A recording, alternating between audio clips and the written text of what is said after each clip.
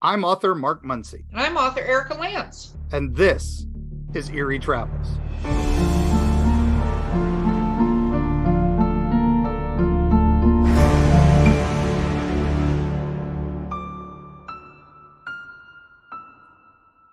Greetings, travelers. Oh my goodness. Greetings. I was waiting for your follow-up. Yeah, you've been saying It all took the me a different ways. moment. I don't even know where I was for that moment. Oh, you lost time. I lost did. time. Well, we know that happens. So Yes. Yeah, we're gonna have Yeah. to do a whole episode on lost time at some point. So I think we touch it. It's multi-dimensional. it's Multi-dimensional. definitely all over the place. So Yes. Oh Oh, my gosh. I have some news that made me laugh, but it also made me sad because we have somebody else in the traveler family that's experiencing a similar thing. Oh, so is this breaking news? It is breaking news. Okay, we're back from our friends at Paranormality Magazine. A Bigfoot statue in Virginia has gone missing. What? Yeah, here's the deal. It is a 5 foot tall, approximately 400-pound hand-painted Sasquatch statue has gone missing from a residence in Catledge, and the owners are seeking public assistance in bringing him back. The statue was taken from the front lawn of the house on Greenwich Road and discovered missing by Mary O'Brien, 35, who promptly turned to social media to share the news and appeal for its return. O'Brien emphasized the sentimental value of the statue and expressed for the desire to safe return without any questions asked. So, here's the thing. We had an alien. Do you remember the alien statue that was stolen from the woman who had dementia, and Yes. it was found and returned? Yes, thankfully it was found and returned. And we also mentioned that our friends at Sci-Fi Bartow, Sean and Lori, their little alien statue has been stolen, and people thought it was a publicity stunt, but it is still stolen, and now the police are involved. So, Wow. Well, the Bigfoot statue, she didn't involve the police. She's appealing to the public for help.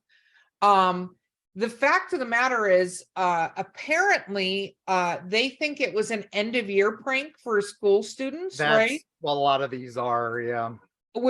But 400-pound statue. That's a lot of work. That is so much work. And it was probably put somewhere deep in the woods just so that they could, say, we're scaring some crazy hunter and stuff. But it's sad because that those things are not inexpensive, and they are also this one was beautiful. $600. Yeah. Yeah, I will say this, travelers, if you run across, there's a link in the notes, take a look at the picture. If you run across the statue of this Bigfoot, please reach out and let the authorities know so they can return it to the rightful owner. Again, don't steal people's stuff like that. Right. Seriously, it's ridiculous. And return our friends Alien at Sci-Fi Bartow. They're amazing people. Why the heck would you steal their alien? Why would you steal their alien? And they've gotten some tips where people are like, hey, this looks like an alien that's in this one shop. It's not the same and all that. So, but feel free to, report if you saw one, let them know, because, the police, like I said, are involved. Bartow Police Department are involved in this. So this is crazy. Not the Bigfoot, but the alien. But the alien, yeah, no, the Bigfoot. Apparently, the police are not involved with our Bigfoot yet. But the Paranormality Mag article is linked, and if there are any updates, I'm sure the magazine will post them before the podcast does. So exactly. So, Mark, what the heck are we talking about today? Oh, today I am taking you on another fun journey. This is one of the classic cases. In fact, it coins a term that we use to this day because of this case. And we're going to go way back. We're going to set our way back machine for August 21st of 1955. So wow. That is not Doc Brown's November 5th, 1955. This is a little before then, but it is still a monumentous day. So, okay, where are we going? We are going to Western Kentucky. Okay, not what I thought you were going to say, but okay. Yep. And we are going to Christian County, Kentucky.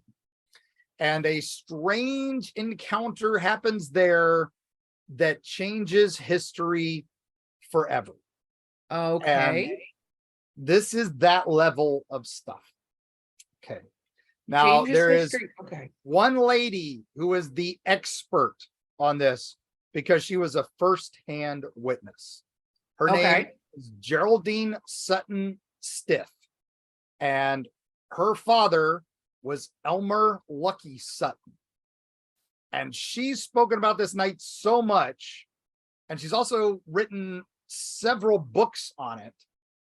And so she is the definitive expert, right? There's no denying this. Okay. Okay. She was there. So we are going to the town of Kelly, Kentucky. Okay.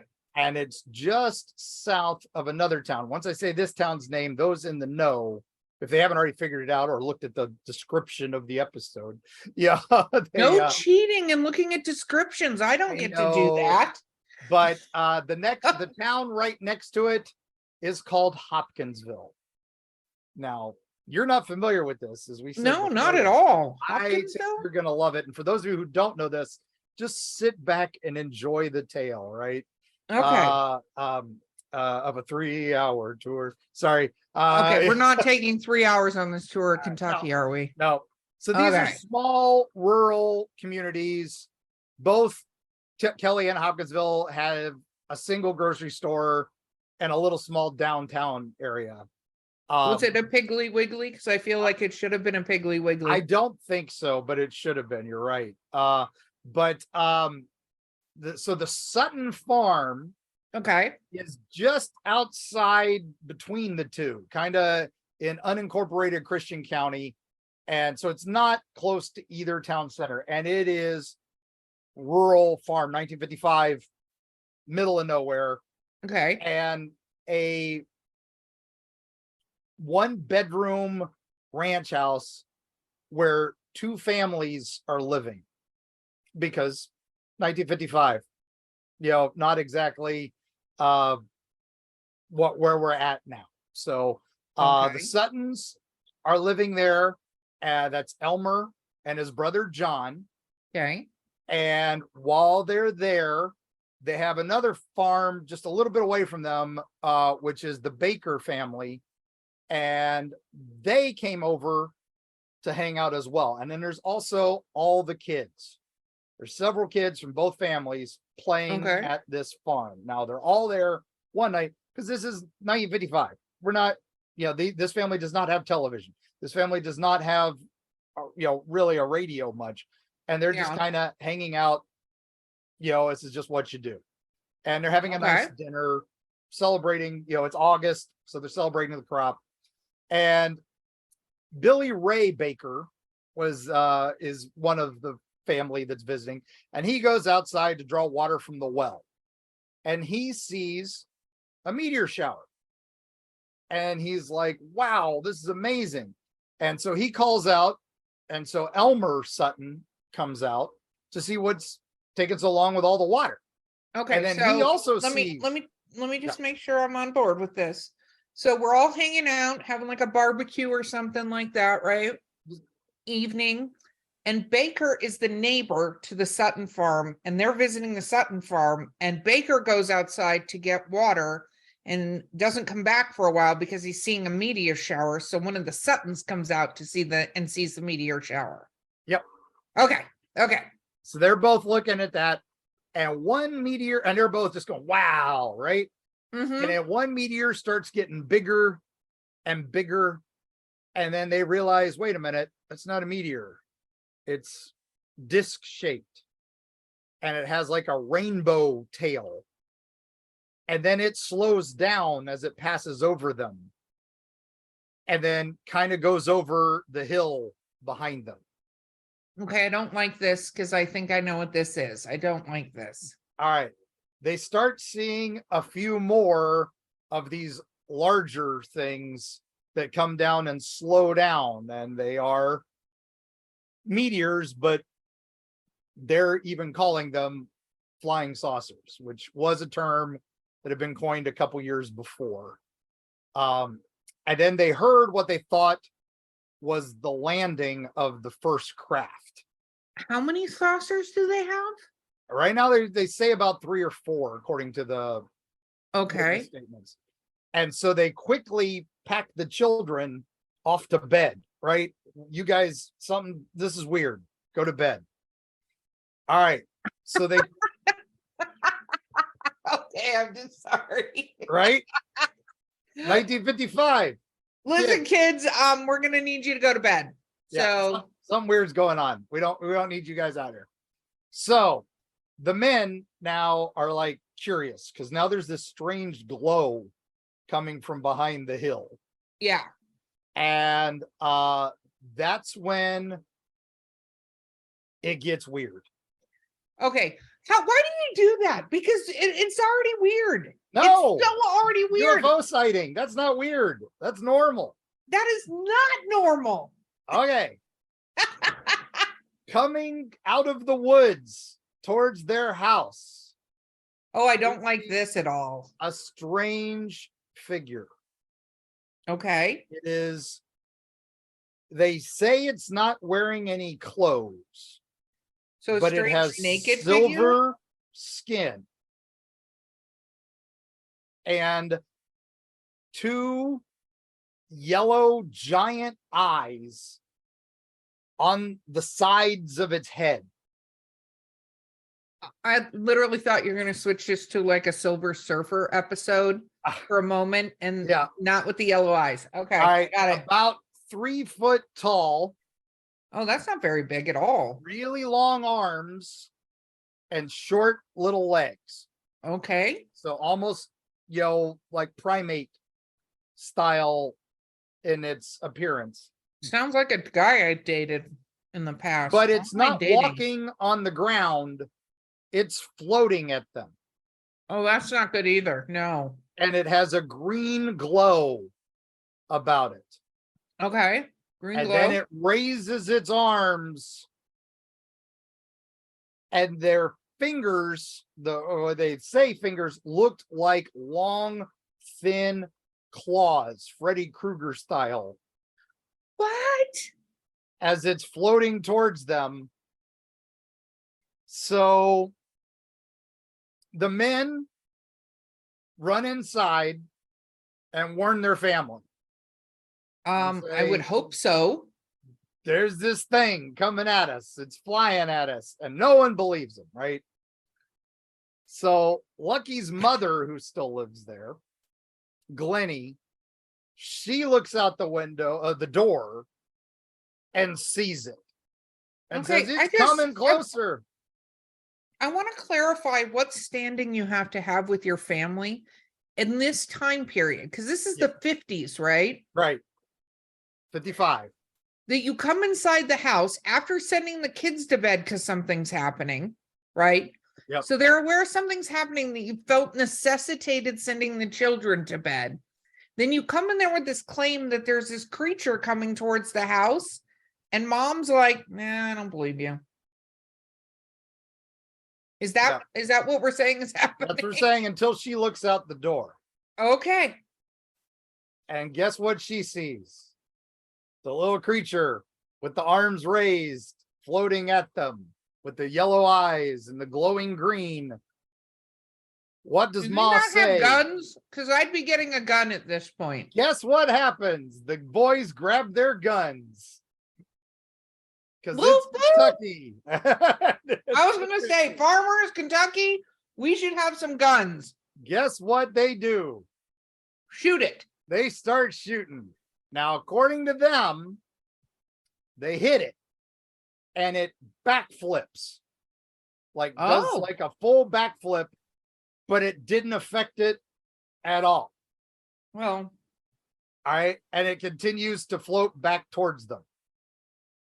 okay, So what do they do at that point? That's not terrifying at all. They've got their shotguns. They open up, start blasting at these things. Okay. All right. So this fight, at this point, there's just wait. You just said things. Is there Yes. one or more? There was only one at this point, but that's why I said things, because guess what? A second one appears from the back window of the house. Oh my God, they're surrounded? They're surrounded. So now the gunfire through the window and the screen out the window.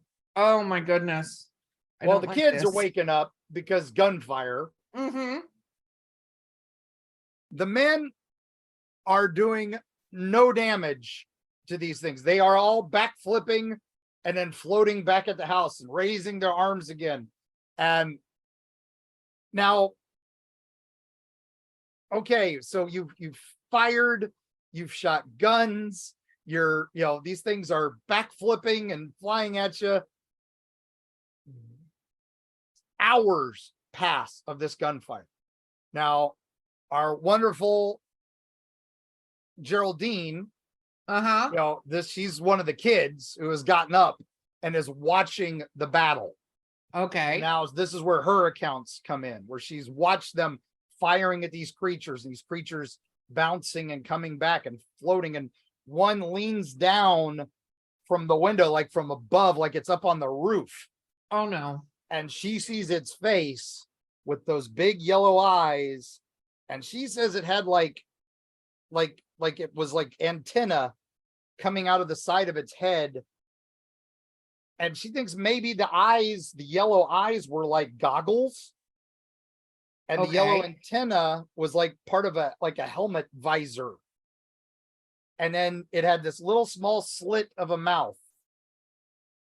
Okay. Now, and she says they shot at that one and it flies away.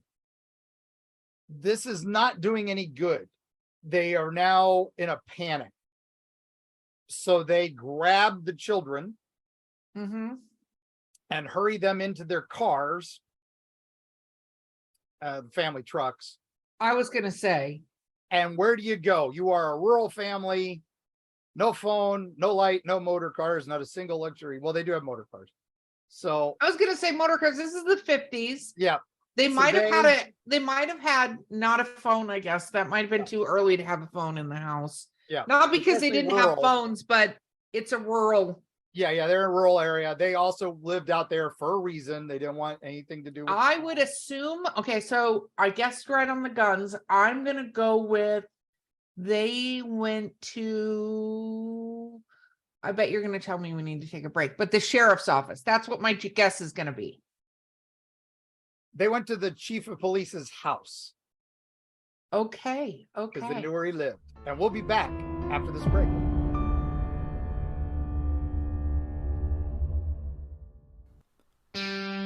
Erie, Appalachia. Gear up for a frightful jaunt into the darkest reaches of the ancient Appalachians. Folks deep within the Appalachian hollers lean close to the campfire to share stories of the inexplicable with hushed awe. Monsters rumbling in the hills, strange lights darting through the pitch black night sky, horrible occurrences almost ineffable in their bizarre tragedy. Tall tales, you might say. Tell that to the Flatwoods monster in Braxton County, West Virginia, or the Goat Man of Louisville. Look into his humanoid eyes and let him know you don't believe. And what of those apparitions in Mammoth Cave's Corpse Rock, or the Satan spawn known as the Jersey Devil? How do you respond when confronted by these mysteries? From the metaphysical energy that swirls near Serpent Mound in Ohio to Point Pleasant's Mothman legacy, Mark Muncy and Carrie Schultz explore the dark history lurking in the shadows of Appalachia. Read by Mark Muncy, author and experts on strange folklore with appearances on shows such as Ancient Aliens, The Curse of Robert the Doll, and many, many more. Greetings, mortals and others. I'm Dick Terhune, the voice from hell. I work with haunted attractions all over the US, Canada, and Europe to increase audiences and enhance their experience with highly effective commercials, narrations, animatronic character voices, whatever your dark heart desires. Let me help you do more, scare more, profit more. Find out more at Voice from Hell on Facebook and at voicefromhell.com.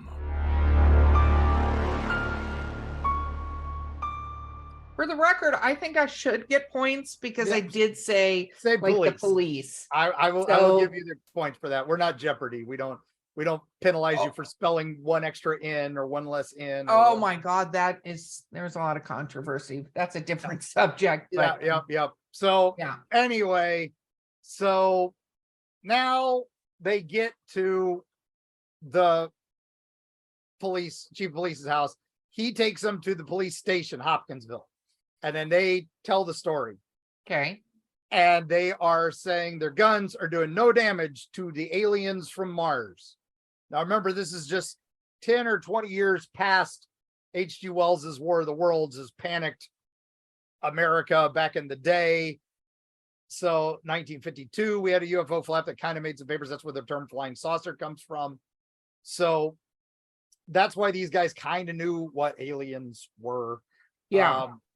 And so the police organize 4 police officers, and they get 5 state troopers, and they all go out to the Kelly Hopkinsville farm of the Sutton family. Wow. And they later are joined by a group of military police. Interesting. This is actually a large reaction to this. Yeah, for something everybody is convinced is a hoax. Yeah, because I mean, this is not a normal. I mean, when was Area 51? Area 51, we don't know when it officially started, but it would have been around now. But we do know, Roswell was 47, 8 years before this. Okay. So Project Blue Book was apparently happening at this time, but we're not 100% sure. And when was Flatwoods? Well, that was 1955. Okay, so we're right around the same time period. So there is a little bit of Flatwoods is right around this same era. So Flatwoods, I'm sorry, 62 for Flatwoods. Sorry. But all in the same area, same time frame. Okay. So the police and the military get out there. The military originally described as Air Force, but later it turns out that they were just police officers from a nearby Air Force Army base, Fort Campbell. All the search of the property finds is shotgun casings and bullet holes, and no signs of the aliens or a craft. But they do find this glowing liquid that looks weird. But that's the only glow they find on the property. So there were 11 people in the house, if you count all the kids, everybody. And almost everybody, the Baker family, everybody is done at this point. After hours of the police searching the property, getting statements, military there, everybody goes home. Wow. Except for the Suttons. And they go to bed. Okay. And then a couple hours later, after they went to bed, they came back. And they started shooting again at the little silver men. So the little silver men come back. Yeah.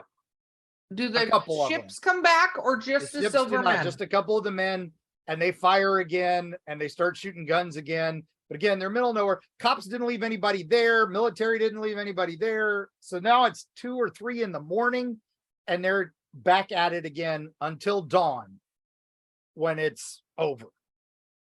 And they're finally trying to come to grips with what happened. And then another invasion happens. And that's the press. Okay, wait. Okay, so they go to sleep. They get back to their house. All the kids, everybody goes their separate ways. They get all cuddled into bed. No air conditioning. All cuddled into bed. And then who gets woken up to have these things? What is the story there? Geraldine, Ma supposedly saw it again, started screaming, saw it out the door again, because she slept on the chair in the living room.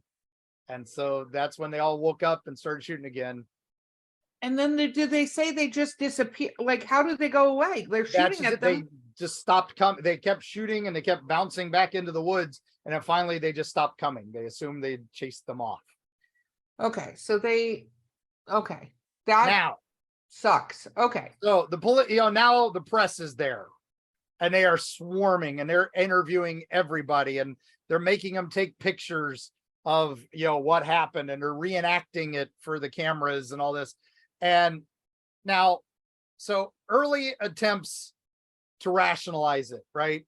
Yeah. Is that all the adult witnesses were intoxicated at some level.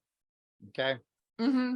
The description of the goblins kind of matches great horned owls.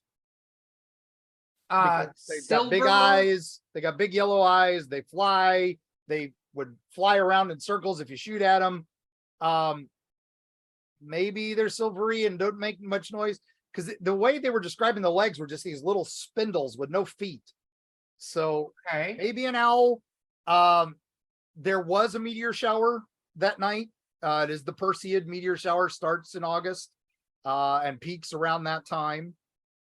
But one of the newspaper guys hears about the green glow, doesn't talk about that they're silver skinned. And he talks about, so he writes an article about little green men in silver spacesuits. So that's what term we get from this, is little green men. Little Mars. green men. Okay. One of the newspapers called it, one of the boys says they must have been flying in those spaceships like a big tub carrying them. So they started being called the tub men, just to make the family sound even more hick than they were, and then the crowds start showing up, because the Kelly little green men, also known as the Hopkinsville Goblins or the Kentucky Tubmen, are now here to stay, right? Okay. The newspaper, the Kentucky New Era, basically stayed in town, taking photos of the town daily, waiting for them to come back. And people start lining up at their farm. They can't get any sleep. They can't do anything because people are just swarming their farm. They can't plant their farms. They can't plant their crops. They're losing crop money. They're losing everything. So they start charging, because it's the only thing they can do to stay alive, is they start charging 25 cents to view the because people, they also didn't even have locks on their doors, right? This is middle of nowhere. So people would just walk into their house and start taking pictures and start asking them questions. So they literally put a sign up: quarter for tours, $1 for interviews, and $5 for pictures. And people are like, oh, they were just in it for money.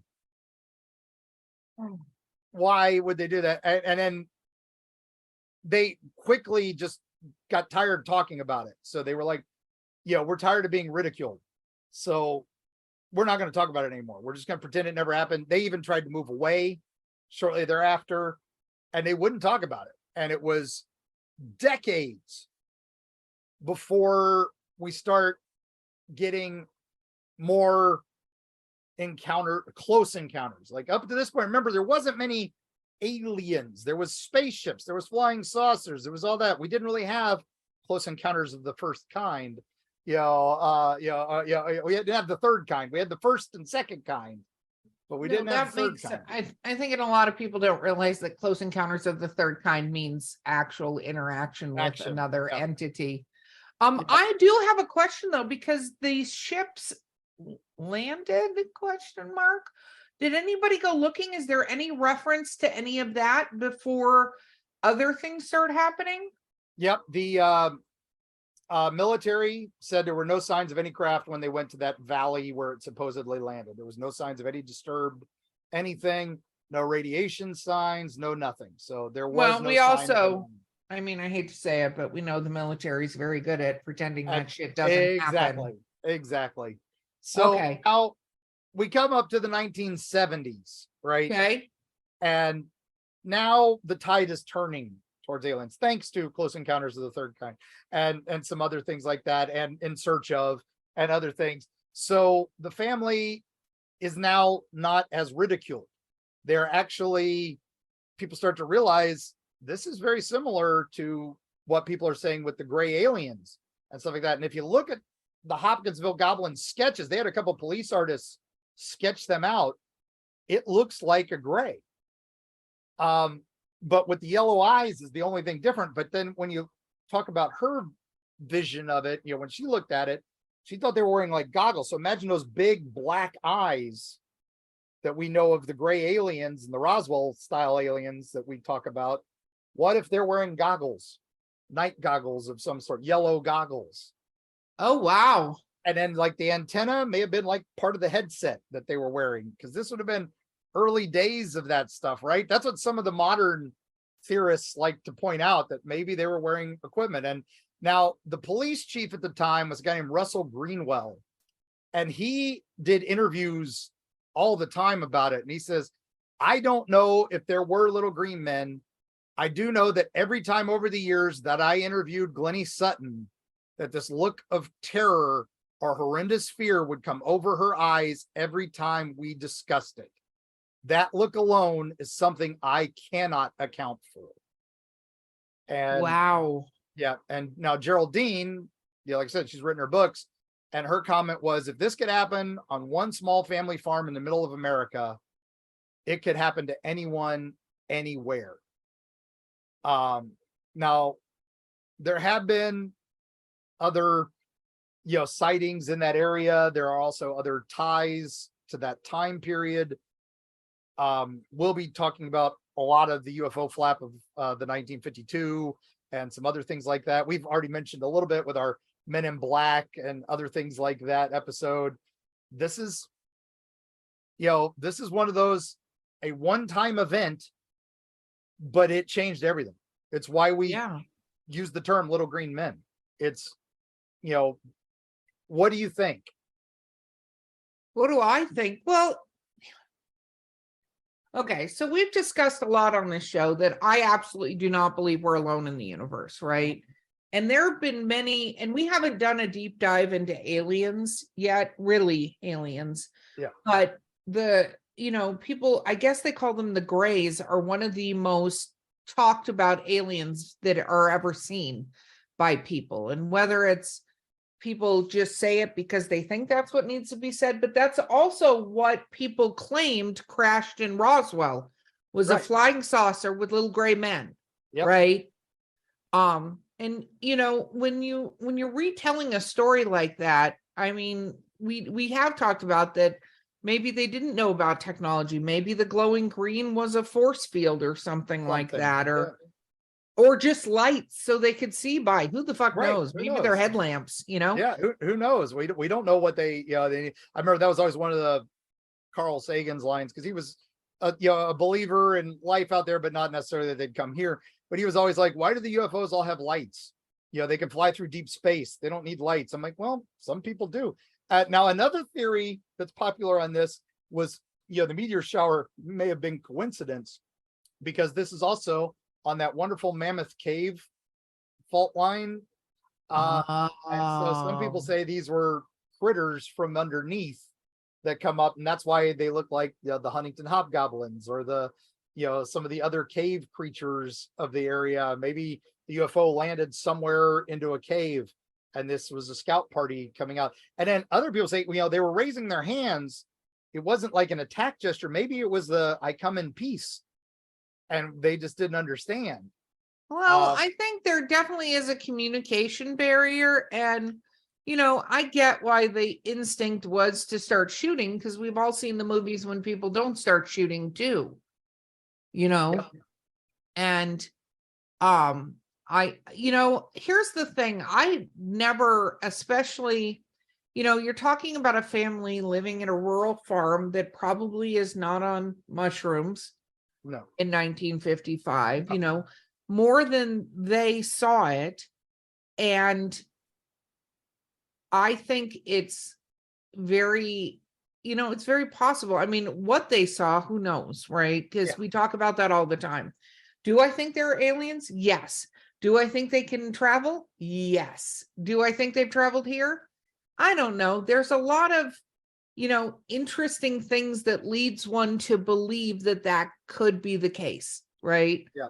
I don't have proof of it myself. I lived out in New Mexico, right next to an Indian reservation for a very long time, and there are things I saw in the sky I can't explain that moved in ways way back when I was just a wee tyke, aka the 80s, early 80s, that I absolutely cannot explain, because it's not like modern day stuff where you could have it more.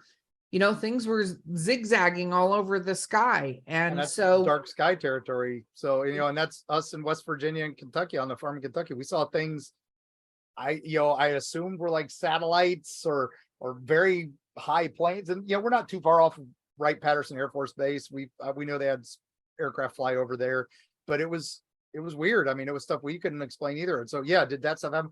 Now, I do remember, you brought that up, and I just remembered one of the interviews with one of the policemen was that the military said they hadn't found any evidence of the landing, but the night that they went to check, those military police officers kept keeping the police away from the area they were investigating, and they wouldn't let the police investigate that area where they thought the landing might have occurred.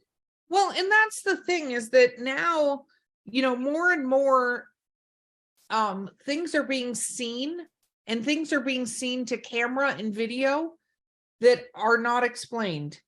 Yeah. And, maybe there was an encounter. What I think is really interesting is that they kept coming. That's what's weird to me. Yeah. Like, that's the part that I back. go, why did they keep coming? Now, maybe they needed something. Maybe they needed help and they kept trying to get help, and, they just kept shooting at them, but that means they're really dumb aliens. Maybe they don't know what the guns are. They think it's some noisemaker or something because it's not hurting them. Maybe it's a parade welcoming them, Also, now some people say the reason, that, suddenly when they, after the police left, they came back and everybody started shooting again. Well, maybe that was to fix up inconsistencies in their stories, because they said they'd shot for hours, but when the police came, they said they only found a few police, shotgun casings and stuff. So maybe that's why they started shooting again. So there's a lot of, debunkers and disbelievers with this case, but can we also consider for the fact that guns were very different back then? Yep. And shooting generally 1 or 2 shots with a shotgun, emptying it, refilling it. And also, it wasn't like there was just necessarily ammunition. Sometimes they were making the ammunition as they went. Yep. So there are some things that would lend itself to, quote unquote, firing for hours is not like a Fast and the Furious action movie or something, Yeah, and again, you're more under siege tactics. So, minutes feel like hours too. So, it's, when you don't know what's around that corner, it's scary. And if they're hitting them and they're going back in the forest, it's not like they're zooming back. It's not like this is a Mario game where the thing keeps zooming back out at you. It's going to take its time, because it doesn't sound like it was jet propulsion towards them. And now for our travel gang, hold on. All right. Hold on. What do you think, Mark? Because you talked to her, right? Yes. I've interviewed her. You interviewed her, and we'll put a link to her book in the notes. Can we do that? There's a couple books, but now I talked to her some time ago, but she won me over. I'll be honest, I thought this sounded a little fishy because of just the weirdness of it all, but looking back on it, you do realize, hey, this is kind of the same descriptions we get of a lot of alien abductions and a lot of the same stuff that's happened. And, there could be missing time. There could be some things that don't add up. And there's, and the fact that they've stuck to that story for generations is amazing to me. And so I think I turned on this one. I do think this happened. I don't know what happened, but something happened. Now, for our travel, the town of Kelly now embraces the history of this event, right? Of course they do. Of course they do now. For a long time. This was, what we talking about? Never happened. So now considered this is, the grandfather of Close Encounters, right? So in late August. Wait, 1 second. For those younger listeners that may not know this, there was a movie with Richard Dreyfuss called Close Encounters of the Third Kind that was done by Steven Spielberg. And it's a movie about aliens coming to Earth, and not like Independence Day or one of these like scary ones. This was aliens coming to Earth and first contact, and how they go about doing first contact. And that's all I'm going to reveal about it, not to give away more than that. But if you get a chance, some of the special effects are a little old school Flash Gordon-y, and for those that understand that, we'll get that joke. But it is a very good movie, and it has a kind of amazing plot and take on how we as humans would approach interacting with aliens for the first time. So check out that movie and talk about the travel. Sorry, Mark. I wanted to and make it'll sure also everybody make knew. you really appreciate your mashed potatoes all the time. No spoilers. But so yeah, in late August, and this started with the 50th anniversary, and it's been going yearly since, although they did break for pandemic. They do the Kelly Little Green Man Days Festival, and it's got live music, it's got arts, it's got crafts, it's got kinds of fun activities, and they basically are celebrating the town's alien history. And I think it's because they saw the Roswell Festival and the Mothman Festival and said, hey, we need some of that. So the event has occurred nearly every year, like I said, and it's a blast. I love it. We will not be there sadly this year, but in a future year, if they want us there, hey, Green Man Days, let us know. We'd love to be there. So hit us up. We would love to do a live Green Men Coming to Get Us Eerie Travels episode. Yes, and if you want to see us live, the places we have been booked, go to the Eerie Travels website and look out for us. And if you want weird stories like that Paranormality magazine story, our wonderful friends at paranormalitymag.com, go there, get the news, but you can also order a digital subscription or any of their merch and get 10% off using the code TRAVELS. And let them know we sent you. And oh my gosh, I think, and then like I said, if you want us at an event coming up, let us know. Plus, we want your listener tales. If you had an incident of something like this that happened to you and your family, and you don't want it lost to history, let us know. We'd love to hear your story, and drop us a line at eerietravels.com. And just listener tales out there, regardless of whether or not we can confirm something you're saying, we understand, and perception is reality, and that's the truth. And we'd love to share what your perception was. And you can, of course, you don't have to include your name if you don't want to. You can call yourself Mr. X or whatever you'd like to. Make a fun nickname. It's always fun to make up your own nicknames, because sometimes the ones we're given aren't nearly as cool. No, definitely not. Definitely not. But thank you all so much for joining us and on that little trip to Hopkinsville. I'm sure we'll be visiting there again soon, because there's more to tell there at some point. But thank you all so much for listening. Keep watching the skies, and we'll see you on the other side.